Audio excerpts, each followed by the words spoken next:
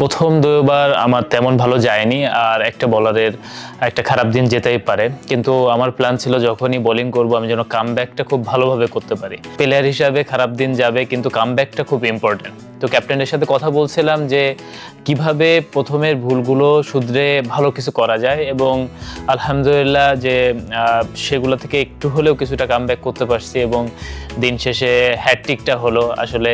তো এটা হচ্ছে একটা প্রাপ্তি বলা যায়। It's one up in the air. This should be it. Can he crack it? He does. Right, it finally happens. ক্যাপ্টেনের সাথে কথা হচ্ছিল যে আসলে আগে যে ভুলগুলো করছি সেই ভুলগুলো যেন না করি। ও প্রথমে যেমন মাহিদুল ইসলাম অঙ্কনের জন্য ওয়াইডি ওয়ার্কার ট্রাই করা, এবং আদার্স যারা আসছে তাদের জন্য যেন উইকেট মানে বলে পেস না দিই, যেন তারা বাউন্ডারিতে মেরে পার না করতে পারে। এবং দুইটা প্ল্যানই আলহামদুলিল্লাহ সাকসেসফুল হয়েছে। সেটাটা দিছি, মোমেন্টটা কাজে লেগে গেছে। আসলে হয় কি, যদি হ্যাটট্রিকের প্ল্যান করে করা হয় তাহলে হ্যাটট্রিকটা মুশকিল, কিন্তু যদি ফ্লোটাকে কাজে লাগানো যায় সেই ক্ষেত্রে সুযোগ আসে। আর আলহামদুলিল্লাহ তাকদিরেরও তো বিষয় আছে, হয়তোবা আল্লাহ চাইছেন দেখে জিনিসটা আমার জন্য হয়েছে।